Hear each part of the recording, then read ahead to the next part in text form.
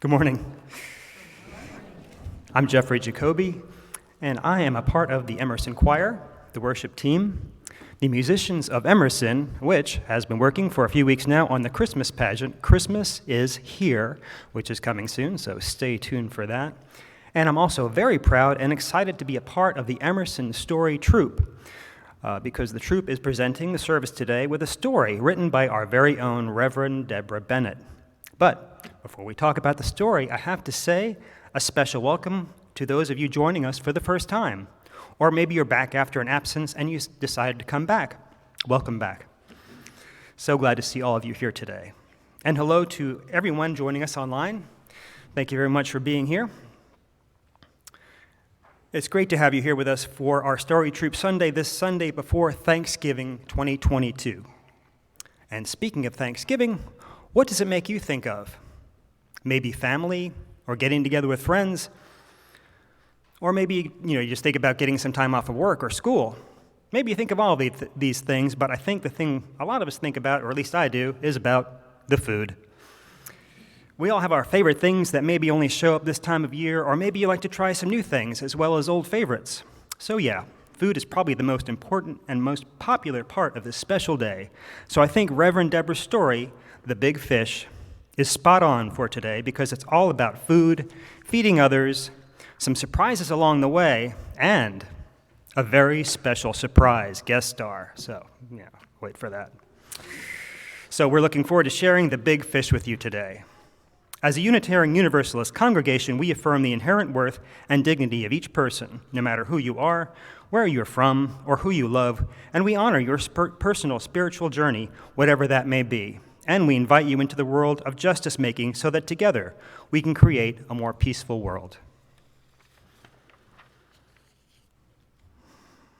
Each Sunday we pause to light our chalice as a symbol of Unitarian Universalism and our commitment to being a beacon of love in the world. This morning, Tamsin Scow will light our chalice.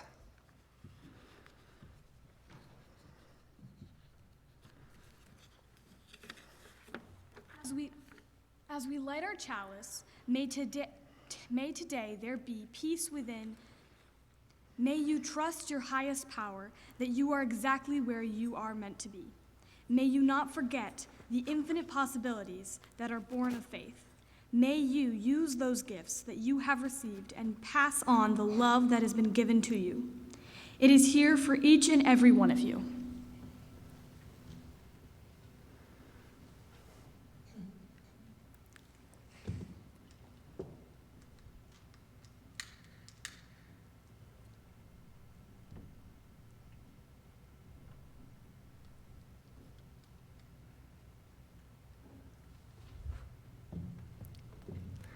Thank you, Tamsin. And now, in the spirit of beloved community, let's greet and welcome each other to this new day as we share our congregational affirmation. We need not think alike to love alike. For those in the sanctuary, please feel free to move around and offer a greeting to others. For those online, please use the chat to introduce yourself or unmute to say hello.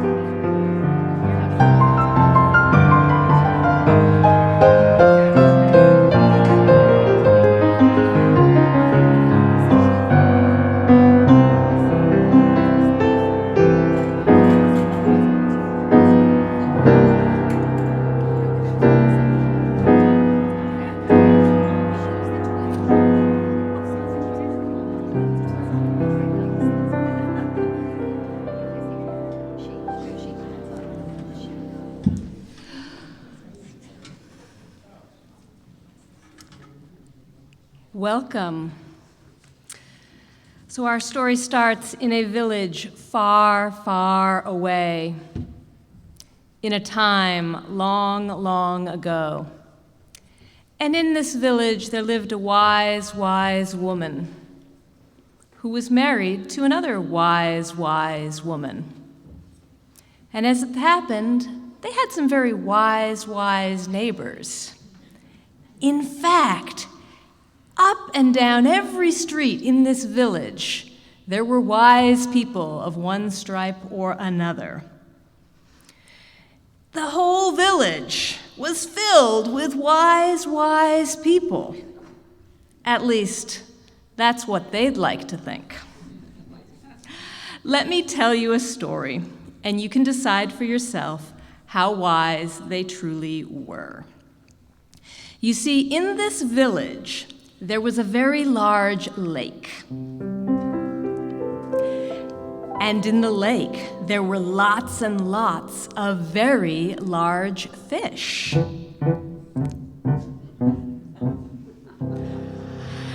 And one of the village's favorite holidays of the year was the annual grand fishing rally.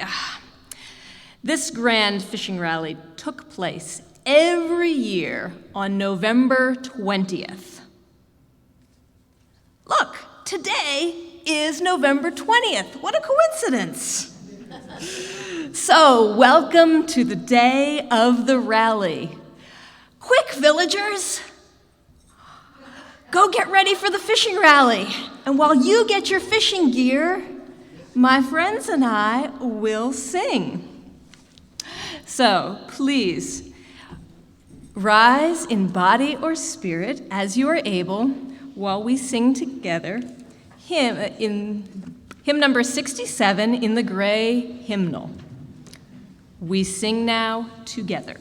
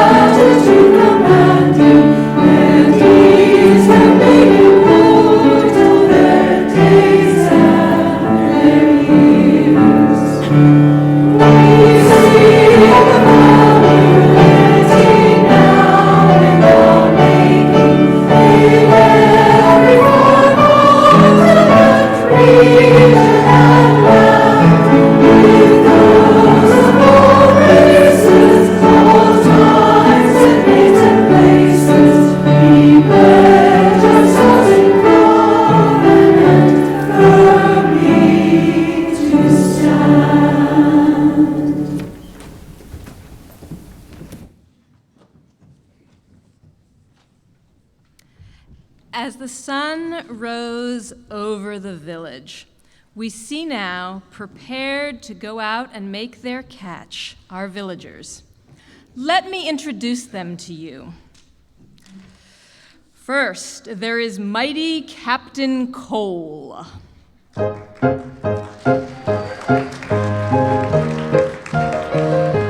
Old sea captain, pipe in hand, though he doesn't smoke anymore because he's very health conscious. Captain Cole wears a patch over one eye. He says it's from his days as a sea pirate. But everyone knows it's actually because of an unfortunate incident with a knitting needle. Welcome, Cole.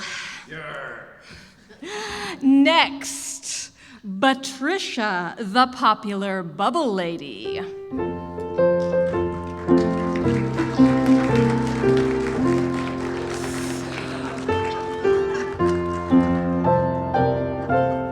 Most days, Patricia can be found in the town square, delighting all with her bubble-blowing talents.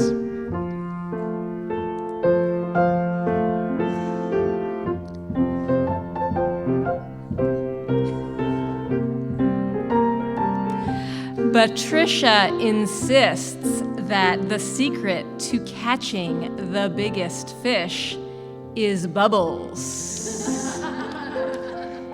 We'll see how that works out. Next comes Lefty Jefty. Jefty insists on only ever turning to the left. It can take him a while to get anywhere.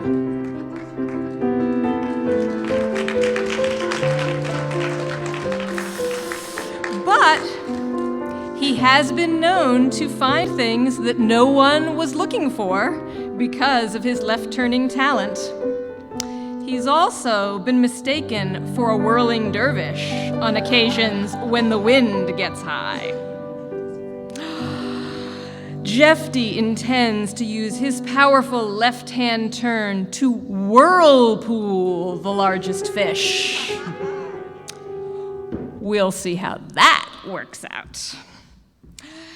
And finally, today, we have Little Bethy Boo Boo.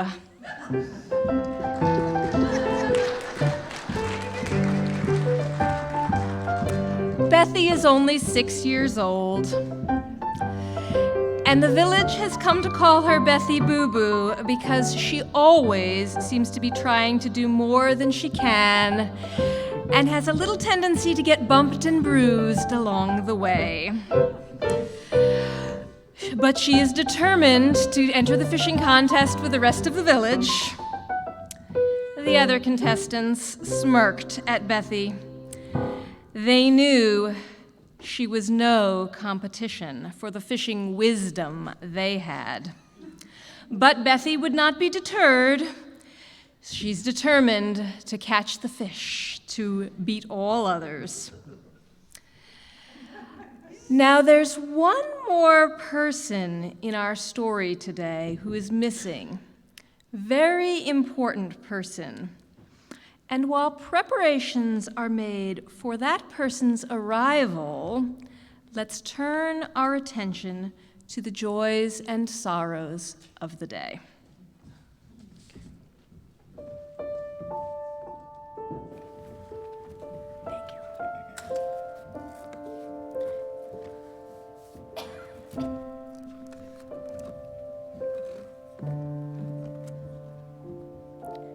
Thank you, Jillian. Good morning. I'm Susan Ullman. Contrary to what's in the order of service, Ginger White's in the order of service, and I'm pinch hitting for her. I'm a member of our pastoral care team. Let's pause right now and reflect on our joys, sorrows, and concerns, and light candles to honor them.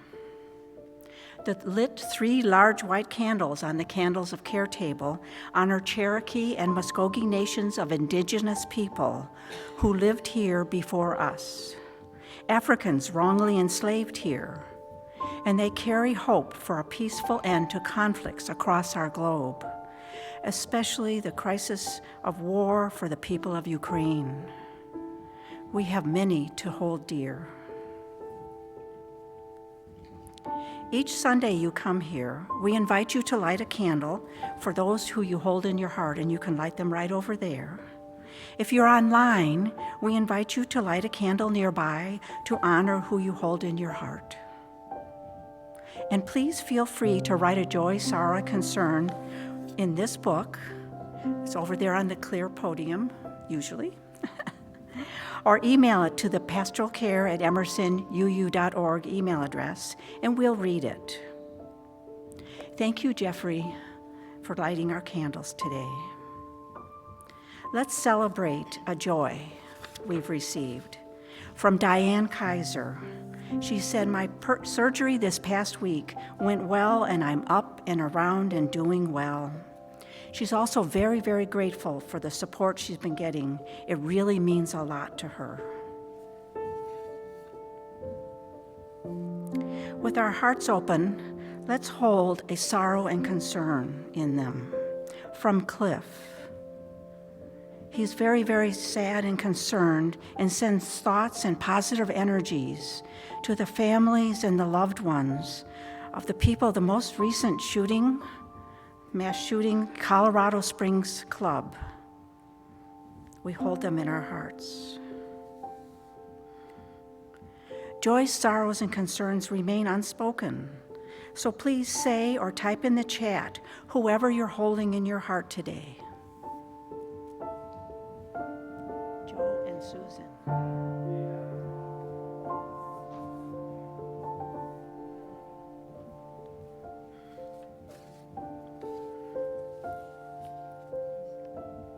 In thankfulness today, I'm going to read my adaptation of the poem We Are Thankful by Nancy J. Carmody.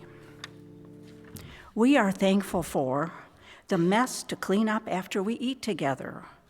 We're surrounded by friends. The taxes we pay, we're employed or we've been employed. Our clothes fitting a bit snug, we have enough to eat. Our shadows that watch us work, we can freely go out into the sunshine. The spot we find at the far end of the parking lot, we're capable of walking. All the complaining we hear and do about politics, we have freedom of speech. Those persons behind us at church who seem to sing off-key, we can hear. Floors needing sweeping, tables needing cleaning, and dishes needing doing. We have opportunities to celebrate together. Large winter heating bills. Heat keeps us warm. Weary and aching muscles at the end of the day. We've been productive. And then the alarm going off at the wee hours of the morning. We are alive. We are thankful. Thank you.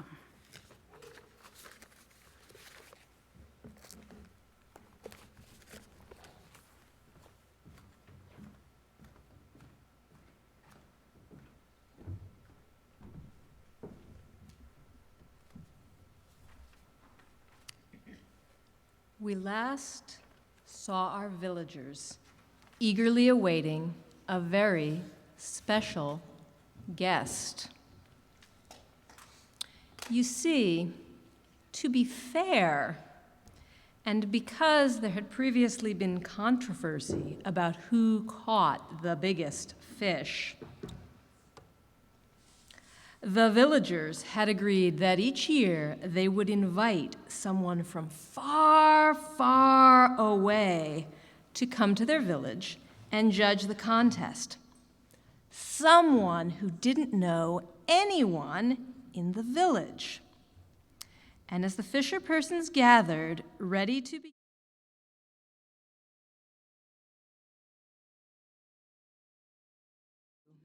as if gliding on a cloud comes the one to judge them all. This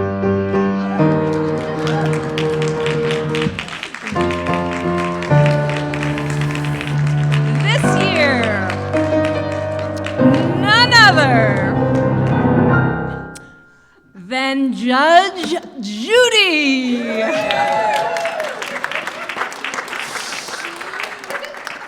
Everyone in the village was so awestruck that they almost forgot why they were there.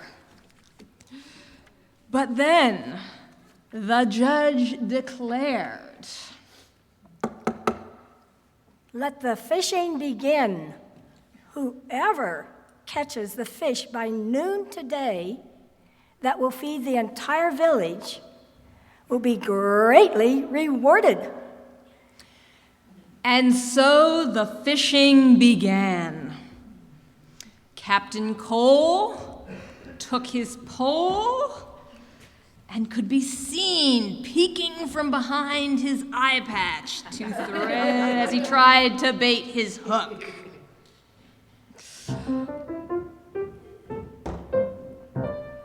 Bubble Lady Patricia took her bubbles to the lake's edge and began putting a few drops of fish food flavoring into her bubble solution.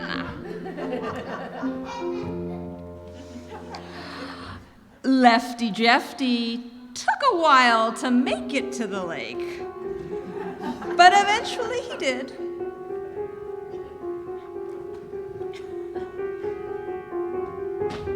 And then, standing in the water, slowly began to turn.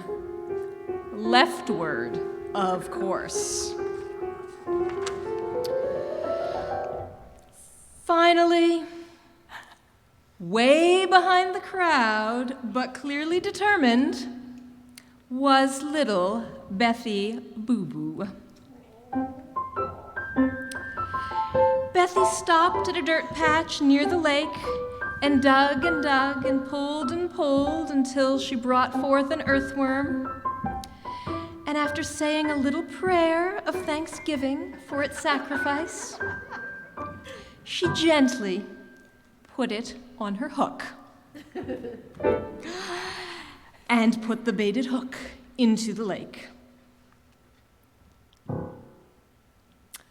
And so it was that each villager, in their own way, set out to catch the biggest fish that would feed the most people and win the title of Grand Champion of the Grand Fishing Rally. And while they prepare to be generous, let's do the same.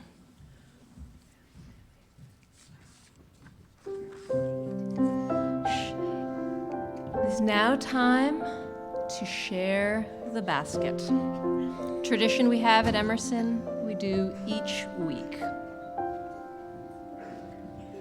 And I believe Lefty Jefty is going to introduce our Share the Basket recipient today.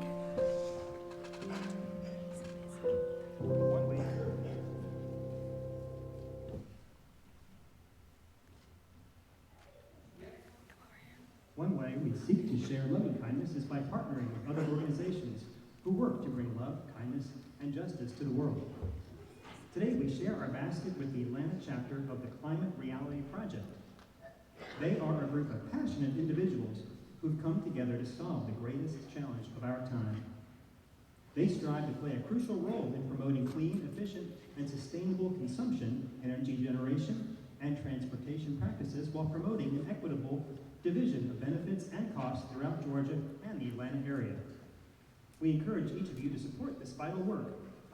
Please offer a donation as you are able, or take one of the cards that describes the ways to give electronically. Ways to give are also posted in the chat.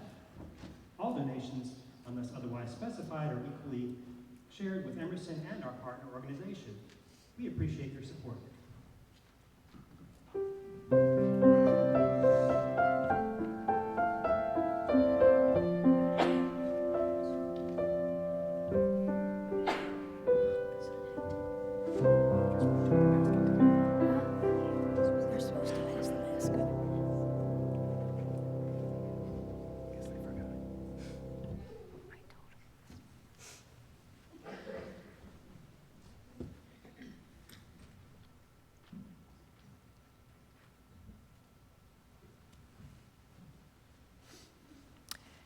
As the sun creeps to high noon, we find our fisher people in heated competition to catch the biggest fish.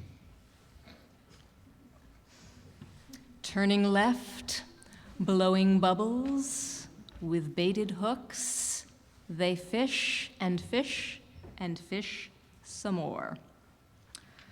Finally, it is noon, and the sound of the gong ends the contest.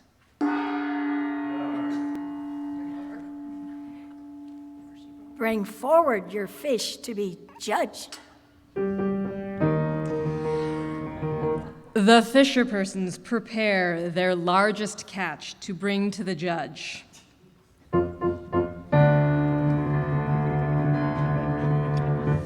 The villagers had provided Judge Judy with assorted measuring instruments, appropriate for judging even the largest fish. But as As the villagers stowed their fishing gear in preparation for the judging, Judge Judy did a curious thing. She put the measuring devices away.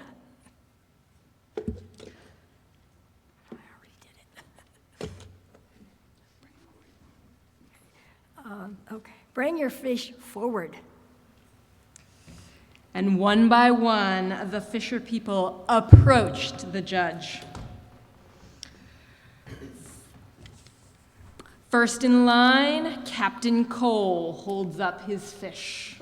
Look at it, right there. It's gotta be 23 and a half inches.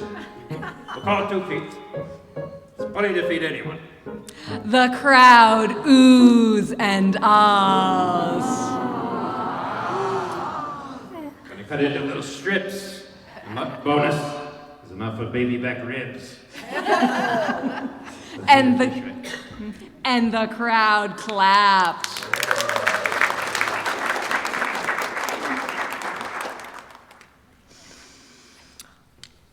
It took a minute for Lefty Jefty to get in line, but finally,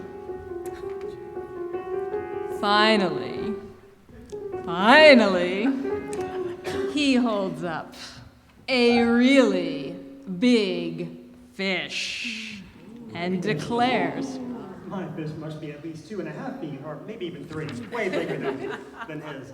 This is a huge fish. and the crowd oohed and ah. Yar. I'm going to make an amazing fish pate with this. It's going to feed so many people. The crowd cheers.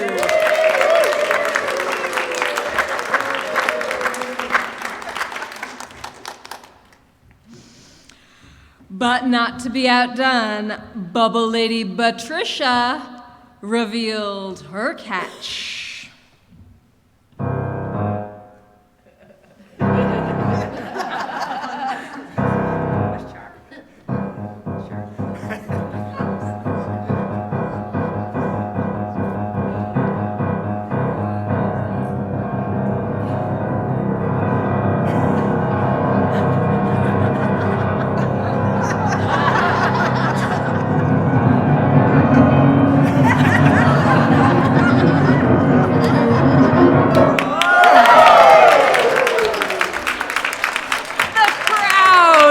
Wild and began to clap. My fish must be at least 4 feet. She's a beauty. Yes, she's beautiful. I've never seen such a beautiful fish. No. The crowd was sure they'd seen the winner, and they began to applaud.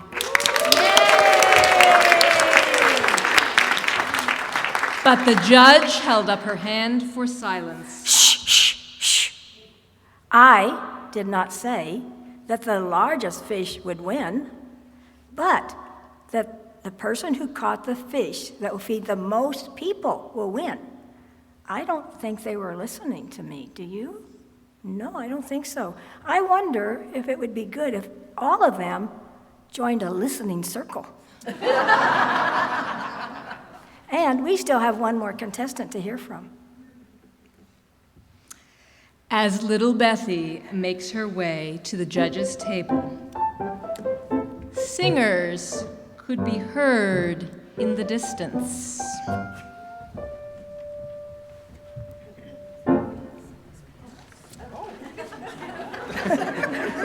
Singers?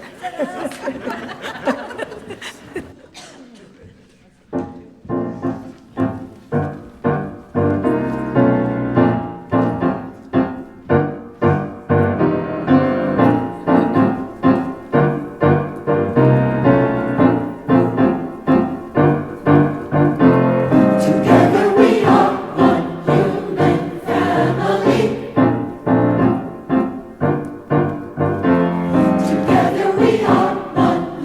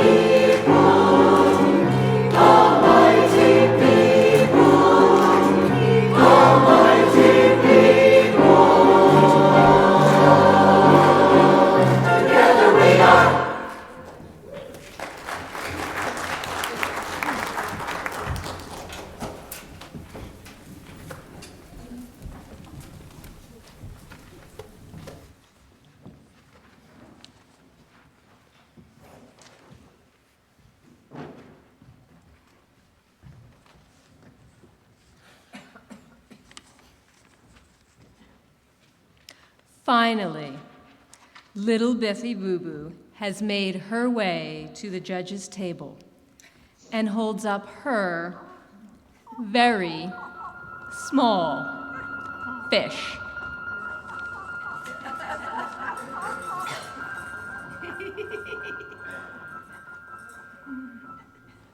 The crowd begins to laugh.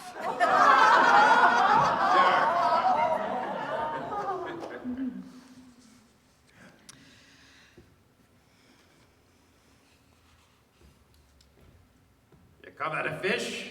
It's a fish for ants. Certainly not enough to feed an uncle. That is a tiny fish. That can't be that. I can't believe you even brought that up here. That's not enough for a snack for a cat. Oh, good one.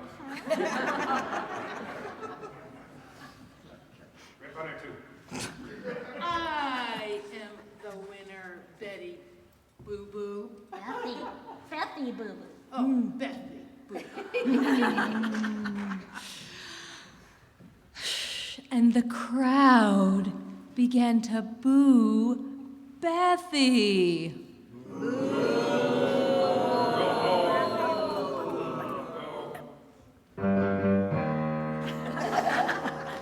I will be the judge of whose catch will feed the most people. Bethy, show us your fish again.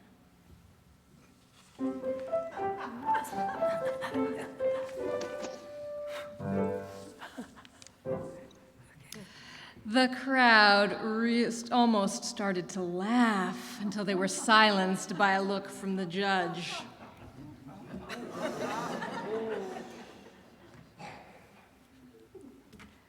Now, Bethy, tell me, how will you feed the entire village with that fish? Well, Judge Judy, my fish will feed the entire village. It really will. What I'm going to do is I'm going to take my mother's fish recipe, and then I'm going to tell everybody about how it was my grandmother's fish recipe, and we cook it and we love it. It's our favorite little fish dish. and then I'm going to make my favorite fish dish, but I'm going to write the recipe down and include it, and I'm going to put it in a beautiful casserole dish that I found at Goodwill. And then I will take it to my neighbor, and I'll give them the recipe, and I'll tell them the story about the fish, and I'll ask them to please do the same for their neighbor. What do you think? Okay, go on. Are you done here? Yes. Well, I'll give them that note, the note that has the recipe on it, and I'll have them go ahead and make the recipe. Bethy, I think we all know about Bethy notes. Oh, you do probably. Well, and then I'll encourage them to make the fish dish. So, what do you think? Okay, I think we're off script. Okay, so now I guess it's time for me to make the decision. Judge Judy, everybody in the village will be fed by doing this fish dish. Oh, we have this. And you could hear a pin drop as Bethy's wisdom sank in. Feeding the whole village wasn't only about catching the biggest fish. It was about encouraging others to share their recipes and what they had.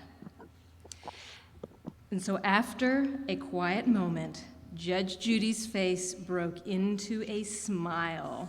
And I got it. The winner of this year's village fishing contest is Bethy Boo Boo. the crowd cheers louder than they'd ever cheered. We'll all share fish dishes. And from that day forward, November 20th became known as the Day of Abundance and Thanksgiving. From then on, the entire village fished on this day, and they made their favorite fish dishes, and they gathered together, often with ceramicware from Goodwill, for the best potlucks ever.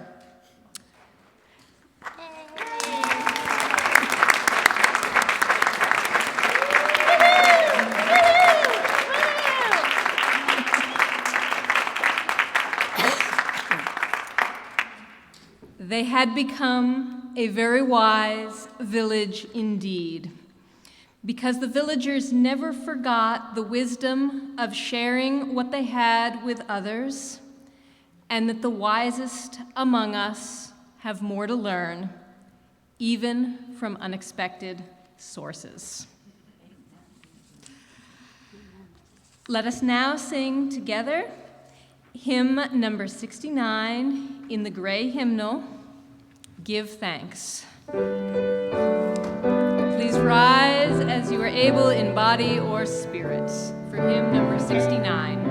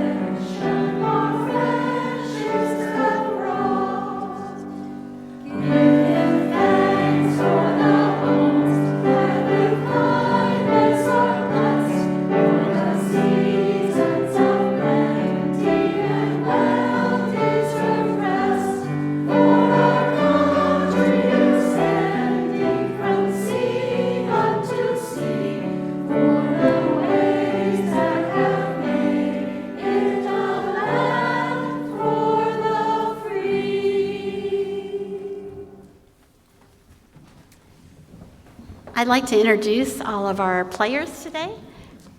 We have Patricia Johnson as Patricia. We have Jeffrey as Lefty Jeffy.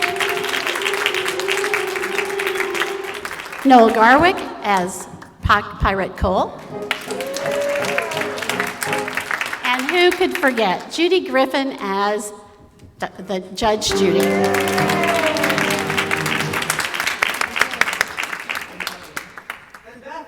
Oh, and Beth. You're stuck with me for 2 more weeks. Jillian Scow was our narrator today, and thank you all. Please, have a seat. So, I'd like a show of hands. How many of you are a little bit dreading this Thanksgiving holiday? Maybe dreading's too strong. Maybe queasy. Maybe nervous. Anybody nervous? Well, some of that comes as whatever your feast includes, your tofurkey, your ham, whatever you're putting on your Thanksgiving table comes to rest on the table or on the buffet. And that means it's time for dun dun dun dun. Sorry about that. That feeling like, here we go. We're going to go around the table and offer our gratitude for all the different things we're thankful for. And that can be long and painful if you have 27 people at your house. The other thing that happens that Unitarian Universalists are sometimes at a loss for is to say a meal blessing. I have today the Revere Garwick kids who are going to pass out one per family of this meal blessing booklet. So it's a compilation of all sorts of things. There's Sufi blessings. There are Tibetan monk blessings. There are Christian blessings. There are Jewish blessings. And so the kids will pass those out now. But we know that throughout history, people of all cultures and religions have paused before a meal to express their gratitude for the nourishment that the food provides. This practice not only leads to a more present and enjoyable eating experience, but it also helps appreciate the great communal effort that goes into growing and harvesting and preparing each ingredient for the feast. Before your meal comes up this week, consider using one of these ways to say thank you and show your gratitude. Not to mention that it is a practice that is best modeled for others. So have fun with your blessings, and remember that Emerson is here for you, and we have gratitude for all our congregants.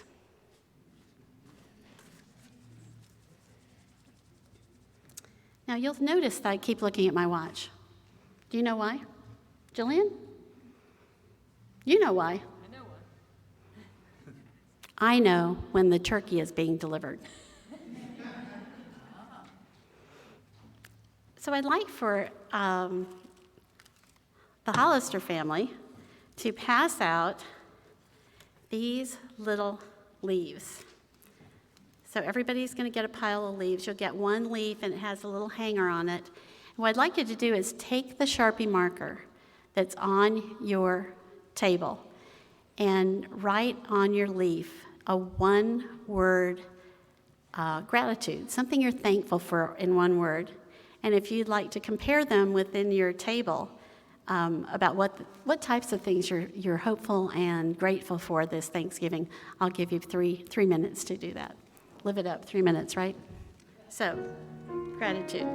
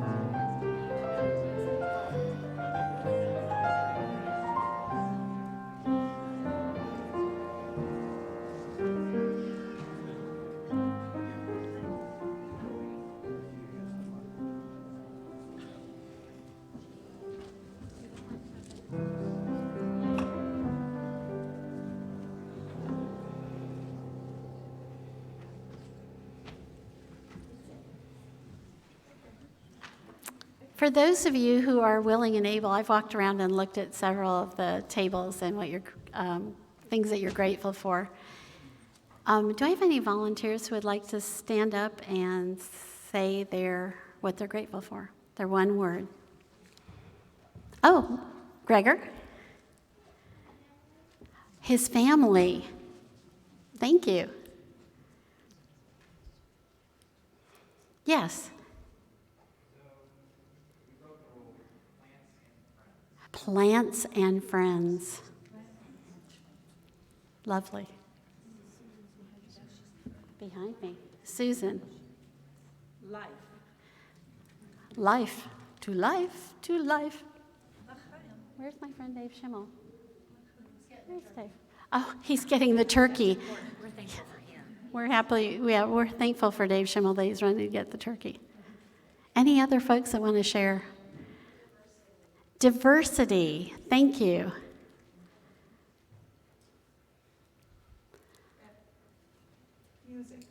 Music.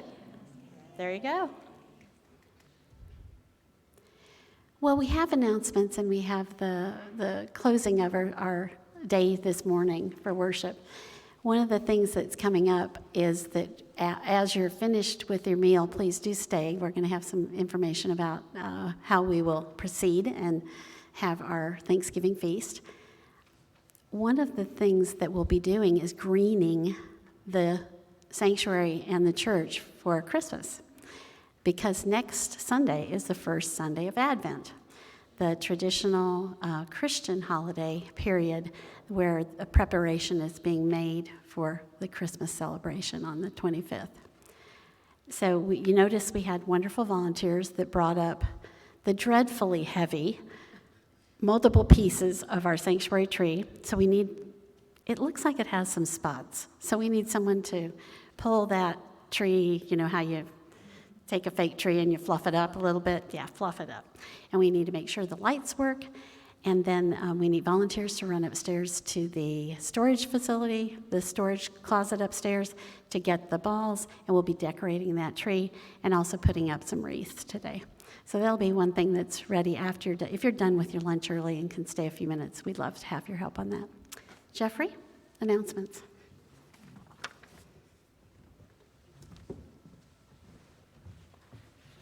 Oh, let me just get my loser fish out of the way. Thank you very much, Beth. And thank you to everyone who brought something to share for our meal today. We're all looking forward to sharing a very special meal together. I love the ending of our story today when all the villagers chose to come together to share a meal like we're about to do. If you were able to attend the ecumenical service at Temple Kol Emeth this week, then you got to hear the combined choir there do the anthem that our choir here did for you today. Together We Are was a perfect ending to that service, which was all about common ground. Finding common ground with everyone, even, or maybe even especially even, people whose ideas may not reflect your own, knowing that listening to a different opinion won't mean that you're agreeing or changing your own ideas, you're just listening. And listening could be the first step in finding common ground. Thanksgiving is a time when we may be around a relative or a friend that may have views that you don't agree with. So it's a really great time to listen and talk about ways to find common ground. If we find that, then we can stop feeling divided and all be closer together. Together we are one human family. Together we are one loving community. Joined in the Spirit, together we are. We hope you have been nourished in heart and mind by our worship today. If you'd like more information about Unitarian Universalism or about Emerson, please stop by our welcome table at the front entry, and somebody will be there to help you with information. And please plan to join us next week when Emerson's own Sarah Drew will be sharing her message on embodied wisdom, and this will explore practices to help us integrate the mind with the body. We hope you will join us. And Mark Cobb said he would like to have an announcement before we extinguish our chalice. So. Sure thing.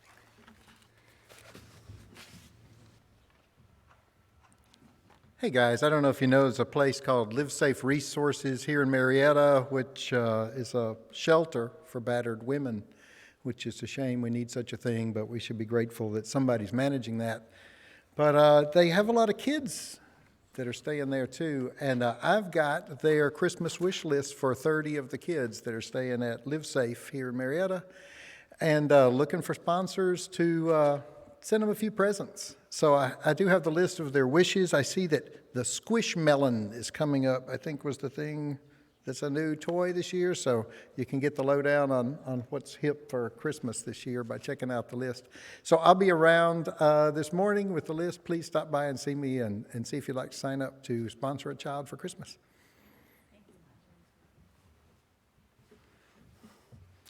All right, thank you, Mark. And I think Millie had an announcement, but I don't see her. So I guess I'm going to, wait a second, is she coming? No, Millie? Okay. As our chalice is extinguished this morning, please join in the final words. They are posted in the chat and in the order of service.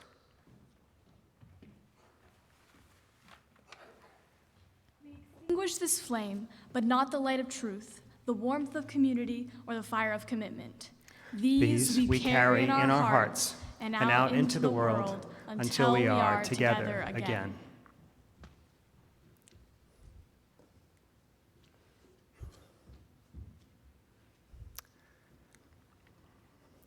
Our service has ended. Go in peace and take peace wherever you go, and happy Thanksgiving.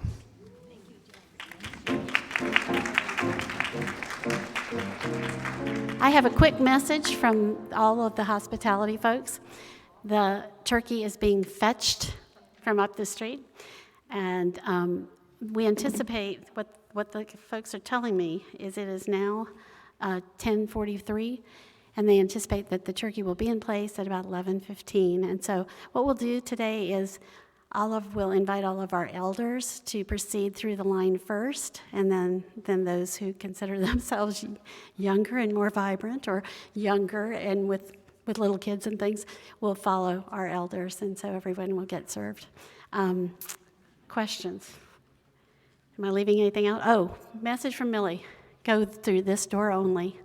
They are taking hot items out of the oven, so we can't go to that door. We must go to this one only, please. And we'll tell you when to line up. But I think that there may be coffee out in the narthex. I hate to say that because I haven't checked, but that's the plan. But feel free to talk, decorate Christmas trees, and I will pick up all your little messages of thankfulness, and we will have those in a display for next year. We'll put those away. Nikki.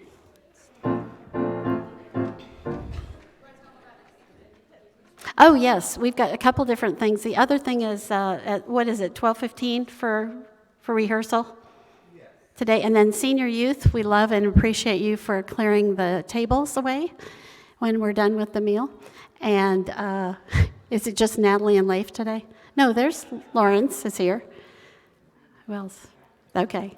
And then we do have Nifty Gifty coming up on December 4th, and it's a craft-making fun party.